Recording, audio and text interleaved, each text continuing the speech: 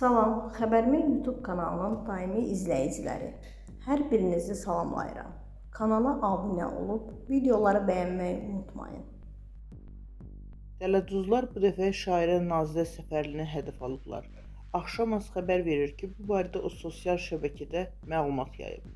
Şair Gürcüstan nömrəsindən zəng edən şəxsin özünü bank əməkdaşı kimi təqdim etdiyini bildirib. Ehtiyatlı olun, dələduzluq var. Özünü Kapital Bankın təhlükəsizlik xidməti kimi təqdim edir. Mən həmin bankın müştərisi olmadığım üçün dərhal anladım.